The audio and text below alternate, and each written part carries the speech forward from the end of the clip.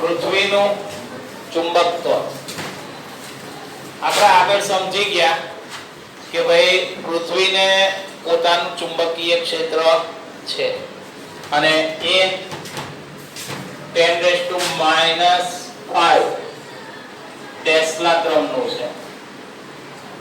પૃથ્વીને પોતાનું ચુંબકીય ક્ષેત્ર છે કયા ક્રમનું છે? લગભગ 10⁻⁵ ટેસ્લા ક્રમનું છે. બરાબર. હવે શેના કારણે આ ચુંબકીય ક્ષેત્ર ઉદ્ભવે છે? તો પહેલા એવું માનવામાં આવતું હતું કે ભાઈ કદાચ પૃથ્વીની અંદર એના પેટાળમાં એક બહુ મોટું ચુંબક હશે જેના લીધે પૃથ્વીનું પોતાનું ચુંબકીય ક્ષેત્ર હશે. બરાબર. પણ પછી અત્યારે જે નવા સંશોધનો થયા એ પ્રમાણે એવું માનવામાં આવે છે કે પૃથ્વી જે છે તો એનો જે ગર્ભ ભાગ છે ત્યાં તાપમાન કેવું છે? અતિશય ઊંચું છે. એટલે એની આસપાસની જે ખનિજો છે લોખંડ, નિકલ, એ બધું પીગળેલી અવસ્થામાં છે. પીગળેલી અવસ્થામાં છે અને પૃથ્વી ભ્રમણ કરે પાછી પોતાની ધરી ઉપર. એટલે એની સાથે સાથે એ ખનિજો પણ પીગળેલી અવસ્થાવાળા પણ ભ્રમણ કરે અને પરિણામે શું થાય? વિદ્યુત પ્રવાહો રચાય. અને વિદ્યુત પ્રવાહો રચાય તો આપણને ખબર છે ચુંબકીય ક્ષેત્ર ઉત્પન્ન. એટલે પૃથ્વીના ચુંબકીય ક્ષેત્રનું કારણ અત્યારે આવું માનવામાં આવે છે કે જે પેટાળમાં જે ચુંબકીય ખનિજો પીગળેલી અવસ્થામાં છે જે પૃથ્વીની સાથે ભ્રમણ કરવાથી શું થાય છે? પ્રવાહો રચાય છે. એના લીધે પૃથ્વીનું ચુંબકીય ક્ષેત્ર છે. પૃથ્વીનું ચુંબકીય ક્ષેત્ર જો આ ધારો કે આપણે પૃથ્વી છે, આ ઉત્તર ધ્રુવ અને દક્ષિણ ધ્રુવ. હવે આપણે જે ઉત્તર અને દક્ષિણ દિશા કહીએ છીએ એને ભૌગોલિક ઉત્તર અને ભૌગોલિક દક્ષિણ કહેવાય. જીઓગ્રાફિક ઉત્તર અને જીઓગ્રાફિક દક્ષિણ. આ ભૌગોલિક ઉત્તર ધ્રુવ કહેવાય, આ ભૌગોલિક દક્ષિણ ધ્રુવ કહેવાય.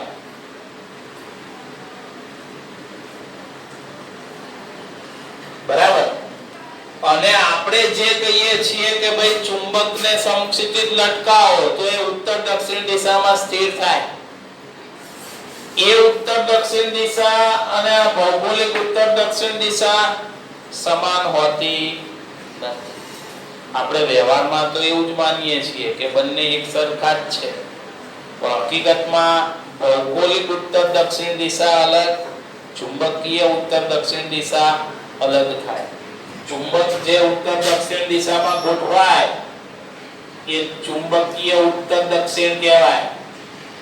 એ મેગ્નેટિક ઉત્તર અને મેગ્નેટિક દક્ષિણ કહેવાય. એટલે આ ચુંબકીય ઉત્તર ધ્રુવ કહેવાય અને આને ચુંબકીય દક્ષિણ ધ્રુવ કહેવાય.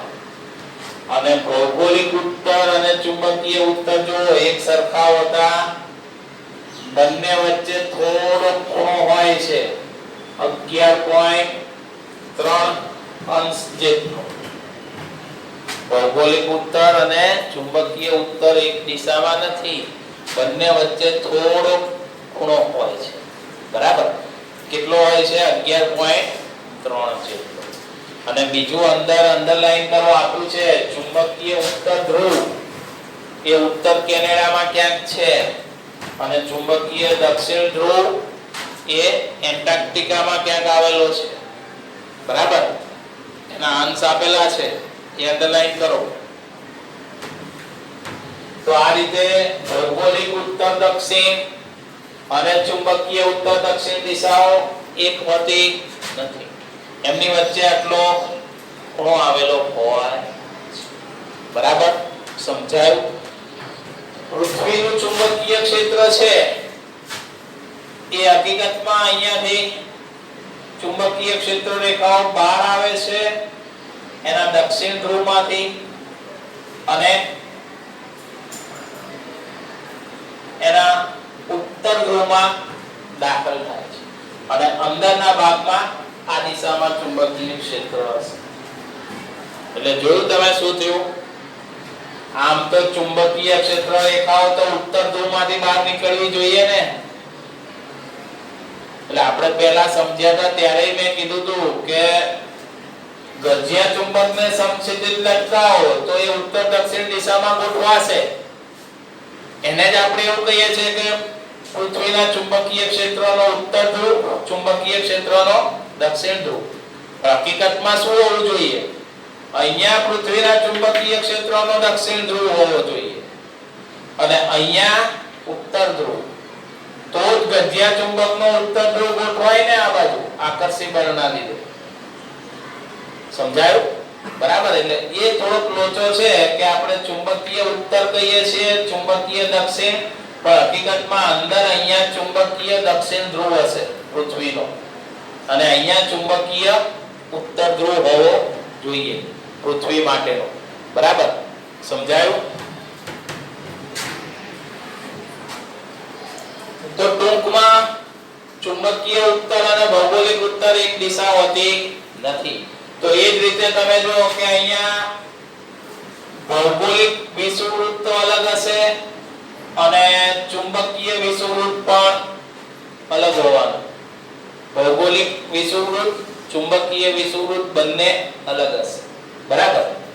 અને એના ઉપરથી આપણે આ સમજીએ મેગ્નેટિક ડેક્લિનેશન કોને કહેવાય અને મેગ્નેટિક ડીપ એંગલ કોને કહેવાય.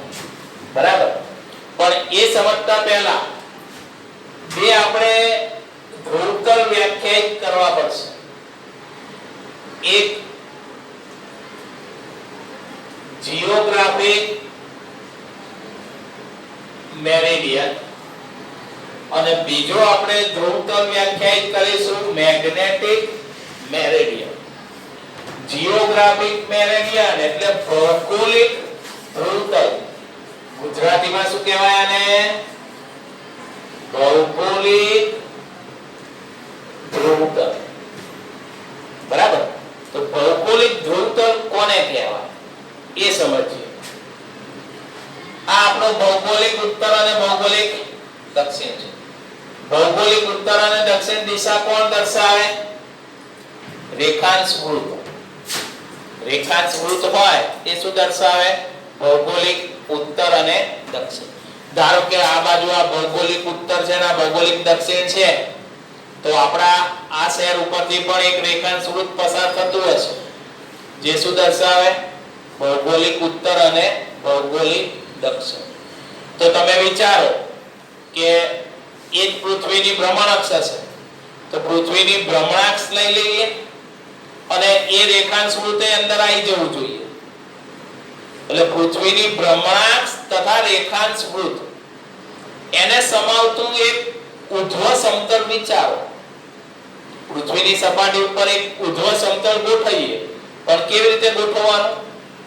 કે જે ભ્રમણાક્ષને લઈ લેતું હોય અંદર અને એક રેખાંશે આવી જતું હોય તો એવા ઉધ્વ સમતલને ભૌગોલિક ધ્રુવતલ કહેવાય.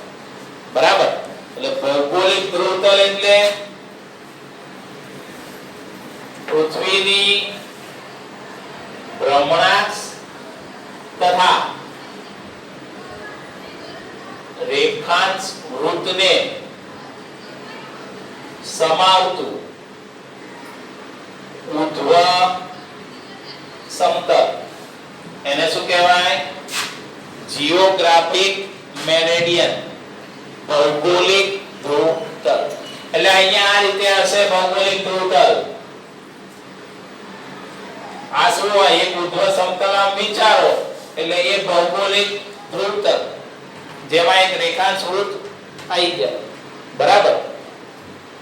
હવે એ વિચારો કે રેખાંશ વૃત્ત આવી જતું હોય તો હવે ચુંબકીય ક્ષેત્ર રેખાઓ આવી જાય એવું સમતલ લઈએ. ધારો કે આ સમતલમાં એક રેખાંશ આવી જાય છે, બરાબર? બે ચોપડા લાવો. જો ધારો કે આ સમતલમાં રેખાંશ આવી જાય છે ભ્રમણાક્ષ વાળો, તો આને કયું ગણીશું? કયું ગણશો આને? જીઓગ્રાફિક મેરેડિયન, ભૌગોલિક ધ્રુવતલ, કે જેમાં એક રેખાંશ છે અને ભૌગોલિક ઉત્તર દક્ષિણ દિશામાં છે, બરાબર? હવે ચુંબકીય ઉત્તર દક્ષિણ દિશા અલગ છે, એ આપણને ખબર છે કે આ બંને એક નથી. એટલે ચુંબકીય ક્ષેત્ર રેખાઓ જો હોય તો ચુંબકીય ક્ષેત્ર રેખાઓ કદાચ આ બાજુ આમથી આમ પસાર થતી હોય અથવા આમથી આમ જતી હોય, બરાબર? કેમ કે રેખાંશ આમ જાય છે, તો ચુંબકીય ક્ષેત્ર રેખાઓ જરૂરી નથી કે એક દિશામાં હોય. હા, ખૂણો ઘટતો જાય, બહુ મામૂલી હોય એવું બનશે, તો ચુંબકીય ક્ષેત્ર રેખાઓ પાછી અલગ જતી હશે. તો હવે આપણે એક ઉધ્વ સમતલ પાછું એવું વિચારીએ પૃથ્વીની સપાટી ઉપર કે જેમાં ચુંબકીય ક્ષેત્ર રેખા આવી જતી હોય. ધારો કે આ સમતલ રાખ્યું તો આમાં એક ચુંબકીય ક્ષેત્ર રેખા આવી જાય છે. ચુંબકીય ક્ષેત્ર રેખા આવી જાય એટલે એનો અર્થ છે કે આ કઈ દિશામાં હશે? આ સમતલ ચુંબકીય ઉત્તર દક્ષિણ દિશામાં. તો એવું એક સમતલ ઉધ્વ રાખ્યું કે જેમાં ચુંબકીય ક્ષેત્ર રેખા છે, તો એવા ઉધ્વ સમતલને મેગ્નેટિક મેરેડિયન કહેવાય. શું કહેવાય એને? મેગ્નેટિક મેરેડિયન, એટલે કે ચુંબકીય ધ્રુવતલ. ગુજરાતીમાં શું કહેવાય? ચુંબકીય ધ્રુવતલ. કયું? તો એવું ઉધ્વ સમતલ છે આ કે જેમાં શું આવી જાય છે?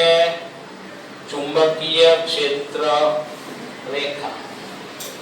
તો એને મેગ્નેટિક મેરેડિયન કહેવાય. અને એ આપણને ખ્યાલ તો આવી ગયો કે આ બંને એક દિશામાં હશે નહીં, આ રીતે હશે. એટલે બંને વચ્ચે એક ખૂણો બનશે, બરાબર? એ ખૂણાને મેગ્નેટિક ડેક્લિનેશન કહેવાય. મેગ્નેટિક ડેક્લિનેશન એટલે કોઈ પણ સ્થળ જીઓગ્રાફિક મેરેડિયન અને મેગ્નેટિક મેરેડિયન વચ્ચેનો ખૂણો, તેને તે સ્થળ માટેનો મેગ્નેટિક ડેક્લિનેશન કહેવાય, બરાબર? આ રીતે શોધી શકાય. જો ધારો કે આ ભૌગોલિક ઉત્તર દક્ષિણ દિશાઓ છે, કઈ? ભૌગોલિક ઉત્તર દક્ષિણ દિશા. હવે એક ચુંબકીય સોયને આ રીતે મુક્ત ભ્રમણ કરે એમ ગોઠવી દઈએ તો ચુંબકીય સોય કઈ દિશામાં ગોઠવાય? તો ચુંબકીય સોય ચુંબકીય ઉત્તર દક્ષિણ દિશામાં ગોઠવાય ને. તો ચુંબકીય સોય ધારો કે આમ ગોઠવાય, તો આ શું હશે? ચુંબકીય ઉત્તર, ચુંબકીય દક્ષિણ. તો પછી આ જીઓગ્રાફિક મેરેડિયન આમ રહેશે, મેગ્નેટિક મેરેડિયન આ બાજુ રહેશે. આ બંને વચ્ચેનો ખૂણો જીઓગ્રાફિક મેરેડિયન અને મેગ્નેટિક મેરેડિયન વચ્ચેનો ખૂણો, એને શું કહેવાય? મેગ્નેટિક ડેક્લિનેશન અથવા ખાલી ડેક્લિનેશન એ કહેવાય. એમનો ખાલી ડેક્લિનેશન શબ્દ વાપરે ડી વડે દર્શાવે. તો મેગ્નેટિક મેરેડિયન અને જીઓગ્રાફિક મેરેડિયન વચ્ચેનો ખૂણો, એને તે સ્થળ માટેનો મેગ્નેટિક ડેક્લિનેશન કહેવાય. દરેક સ્થળ માટેનો મેગ્નેટિક ડેક્લિનેશન કેવો હોય? જુદો જુદો હોય, બરાબર? આપણે જો દિલ્હી પાસે આપ્યું છે મેગ્નેટિક ડેક્લિનેશન 41 મિનિટ, પછી મુંબઈ માટે 58 મિનિટ છે ડેક્લિનેશન. આનો અર્થ શું થયો? એક અંશ કરતા બી ઓછો છે ખૂણો આપણા ભારત માટે, દિલ્હી મુંબઈ માટે, તો પછી આપણા માટે ચાલે. આપણે ભૌગોલિક ઉત્તર દક્ષિણ કહીએ કે ચુંબકીય ઉત્તર દક્ષિણ આપણા માટે લગભગ એક સરખી છે. કેમ કે ખૂણો એક અંશની આજુબાજુ જ બને છે. તો આપણા માટે ભૌગોલિક ઉત્તર દક્ષિણ અને ચુંબકીય ઉત્તર દક્ષિણ સરખા ગણી શકાય. બહુ વધારે મોટો ડિફરન્સ નથી. સમજાયું? બરાબર. ચલો હવે એના પછીનો બીજો કોણ લેવાનો છે, નમન કોણ. મેગ્નેટિક ડીપ એંગલ કોને કહેવાય? બરાબર. એ નમન કોણ લેવા માટે એક મેગ્નેટિક મેરેડિયન લેવું પડશે. ધારો કે આ એક મેગ્નેટિક મેરેડિયન છે. P Q R અને S. આ શું છે? Magnetic Meridien. હવે મેગ્નેટિક મેરેડિયનમાં ચુંબકીય ક્ષેત્ર રેખા આવેલી હશે. મેગ્નેટિક મેરેડિયન એટલે શું? ઉર્ધ્વ સમતલ કે જેમાં એક ચુંબકીય ક્ષેત્ર રેખાઓ હોય, ચુંબકીય ક્ષેત્ર રેખાઓ હોય એ દિશાનું ઉર્ધ્વ સમતલ. ચુંબકીય ક્ષેત્ર રેખા આપણે જોયું કે દક્ષિણ ધ્રુવમાંથી બહાર નીકળે છે અને પછી ઉત્તર ધ્રુવમાં અંદર દાખલ થાય છે. એટલે ચુંબકીય ક્ષેત્ર રેખા જો આ રીતે હશે, બંને ધ્રુવો પાસે કયો ખૂણો બનાવશે? 90 અંશ. અને પછી વિષુવવૃત્ત પાસે સમક્ષિતિજ થઈ જાય 0 અને પછી પાછી આમ નમશે. એટલે તમે જે ઉર્ધ્વ સમતલ વિચાર્યું છે તો એમાં જરૂરી નથી કે ચુંબકીય ક્ષેત્ર રેખા આમ જ આવે. મેગ્નેટિક મેરેડિયનમાં ચુંબકીય ક્ષેત્ર આમે હોઈ શકે, આમે હોઈ શકે, આમે હોઈ શકે. આમ ગમે તે દિશામાં ચુંબકીય ક્ષેત્ર રેખા આવશે અંદર. ચુંબકીય ક્ષેત્ર ગમે તે દિશામાં હોઈ શકે મેગ્નેટિક મેરેડિયનની અંદર. બરાબર. તો આપણા આ મેગ્નેટિક મેરેડિયનમાં ધારો કે ચુંબકીય ક્ષેત્ર આ દિશામાં છે. B E સદિશ કહીએ. બરાબર. તો જો આ સમક્ષિતિજ દિશા છે. સમક્ષિતિજ દિશા સાથે આ ચુંબકીય ક્ષેત્ર રેખાએ એક ખૂણો બનાવે છે. એ ખૂણાને જ મેગ્નેટિક ડીપ એંગલ અથવા નમન કોણ કહે છે. ટૂંકમાં ચુંબકીય ક્ષેત્ર રેખા મેગ્નેટિક મેરેડિયનમાં કેટલી નમેલી છે એ દર્શાવતો ખૂણો, એને આપણે નામ આપ્યું છે magnetic deep angle. Angle of magnetic deep અથવા ખાલી ડીપ. બરાબર. તો એ ખાલી ડીપ એટલે ચુંબકીય ક્ષેત્રે સમક્ષિતિજ સાથે બનાવેલો ખૂણો. અને એ દરેક સ્થળ માટે જેમ આની જેમ ડેક્લિનેશનની જેમ આ પણ દરેક સ્થળ માટે કેવો હશે? જુદો જુદો હશે. કેમ કે આપણને ખબર છે ચુંબકીય ક્ષેત્ર આ રીતે હોય છે આખું પૃથ્વીની આજુબાજુ.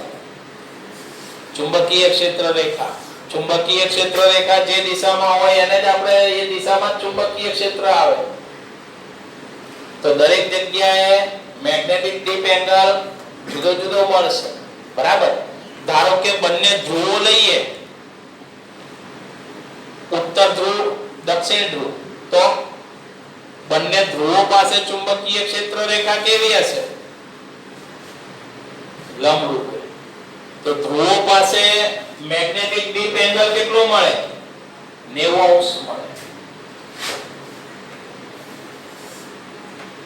ધ્રુવો પાસે મેગ્નેટિક ડીપ એંગલ કેટલો મળશે? 90 અંશ. અને એની સામે વિષુવવૃત્ત પર, વિષુવવૃત્ત પાસે તો જો આમથી આમ સમક્ષિતિજ થઈ જાય ચુંબકીય ક્ષેત્ર. ચુંબકીય ક્ષેત્ર સમક્ષિતિજ થઈ જાય તો સમક્ષિતિજ સાથેનો ખૂણો 0. એટલે વિષુવવૃત્ત ઉપર મેગ્નેટિક ડીપ એંગલ કેટલો મળે? 0 અંશ મળશે. બરાબર. તો મેગ્નેટિક ડીપ એંગલ એટલે ચુંબકીય ક્ષેત્રે સમક્ષિતિજ સાથે બનાવેલો ખૂણો. એને મેગ્નેટિક ડીપ એંગલ કહેવાય. બરાબર. અને આ મેગ્નેટિક ડીપ એંગલના જો અહીંયા પરસ્પર લંબ એવા બે ઘટકો પાડી શકાય. આ BE સદિશના પરસ્પર લંબ એવા બે ઘટકો. આ ઘટકને H ઈ કહીએ, આ ઘટકને ZE કહીએ, તો આ જે HE ઘટક છે એ સમક્ષિતિજ દિશામાંનો ઘટક છે, તો એને પૃથ્વીના ચુંબકીય ક્ષેત્રનો સમક્ષિતિજ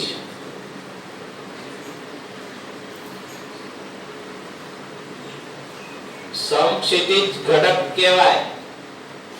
શું કહેવાય એને? પૃથ્વીના ચુંબકીય ક્ષેત્રનો સમક્ષિતિજ ઘટક કહેવાય. અને આ ઘટક ZE એને પૃથ્વીના ચુંબકીય ક્ષેત્રનો ઉર્ધ્વ ઘટક કહેવાય. ભલે અહીંયા અધો દિશામાં છે પણ એને પૃથ્વીના ચુંબકીય ક્ષેત્રનો ઉર્ધ્વ ઘટક કહેવાય. તો આ પૃથ્વીના ચુંબકીય ક્ષેત્રના બે ઘટકો, સમક્ષિતિજ ઘટક અને ઉર્ધ્વ ઘટક. બરાબર સમજાયું? તો વિષુવવૃત્ત પાસે ઉર્ધ્વ ઘટક કેટલો થાય?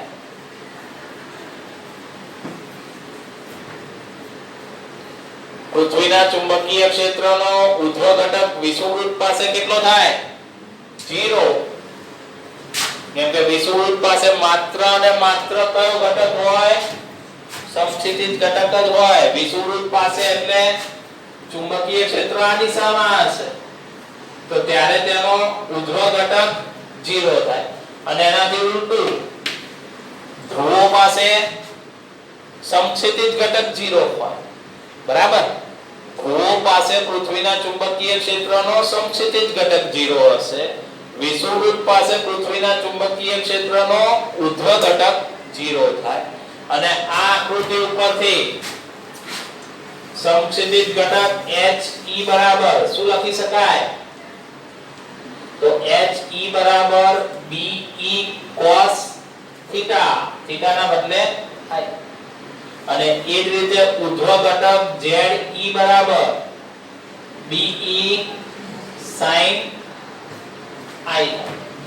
ઉર્ધ્વ ઘટક ZE બરાબર BE sin I. જો હવે જો વિષુવવૃત્ત પર I બરાબર 0, sin I 0, તો વિષુવવૃત્ત પાસે ઉર્ધ્વ ઘટક 0 થાય.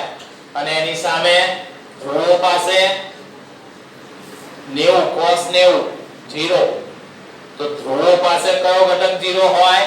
સમક્ષિતિજ ઘટક 0 થાય. સમજાયું? આના ઉપરથી બી મળી જાય જવાબ. અને આ બેનો ભાગાકાર કરીએ તો tan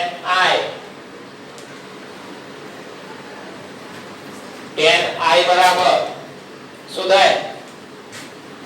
sin I upon cos I એટલે tan I. તો tan I is equal to ZE upon HE. બરાબર? તો પૃથ્વીના ચુંબકીય ક્ષેત્રનો સમક્ષિતિજ ઘટક, ઉર્ધ્વ ઘટક અને મેગ્નેટિક ડીપ એંગલ શોધવા માટેનું સૂત્ર tan I બરાબર ZE upon HE.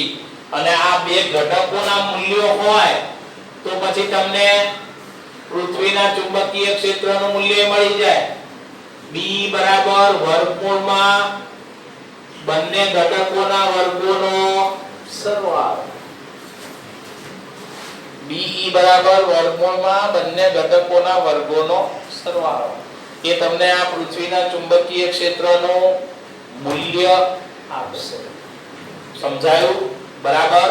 અને આ જેટલા આપણે અહીંયા મેગ્નેટિક ડેક્લિનેશન લીધું, દિક્પાત કોણ લીધો, પછી પૃથ્વીના ચુંબકીય ક્ષેત્રનો સમક્ષિતિજ ઘટક, ઉર્ધ્વ ઘટક, આ બધાને ભૂચુંબકીય તત્વો કહેવાય.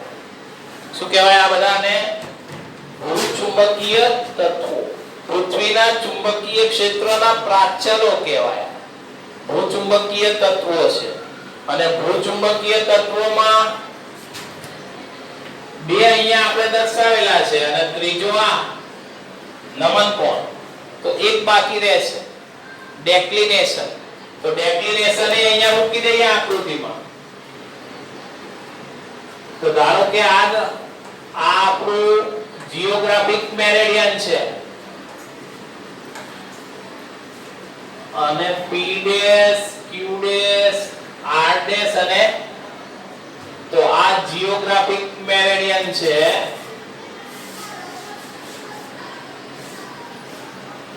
અને જીઓગ્રાફિક મેરિડિયન એ મેગ્નેટિક મેરિડિયન સાથે બનાવેલો આ ખૂણો એ કહેવાય મેગ્નેટિક ડેક્લિનેશન. થઈ ગયું ને? તો પૃથ્વીના ચુંબકીય ક્ષેત્રના તત્વો બધા આવી ગયા એક જ આકૃતિમાં. PQRS magnetic meridian, P dash Q dash R dash S dash geographic meridian. એ બે વચ્ચેનો ખૂણો D ડેક્લિનેશન. પછી સમક્ષિતિજ સાથેનો ખૂણો મેગ્નેટિક ડીપ એંગલ. આવી ગયો અંદર. પૃથ્વીનું ચુંબકીય ક્ષેત્ર આવી ગયું. પૃથ્વીના ચુંબકીય ક્ષેત્રનો સમક્ષિતિજ ઘટક હોરિઝોન્ટલ H E અને પૃથ્વીના ચુંબકીય ક્ષેત્રનો ઊર્ધ્વ ઘટક. તો ભૂચુંબકીય તત્વોને આપણે એક જ આકૃતિમાં દર્શાવી દીધા. પૃથ્વીના ચુંબકીય ક્ષેત્રના જેટલા પેરામીટર્સ છે એ બધાને આપણે એક જ આકૃતિમાં બતાવી દીધા. બરાબર? સમજાયો?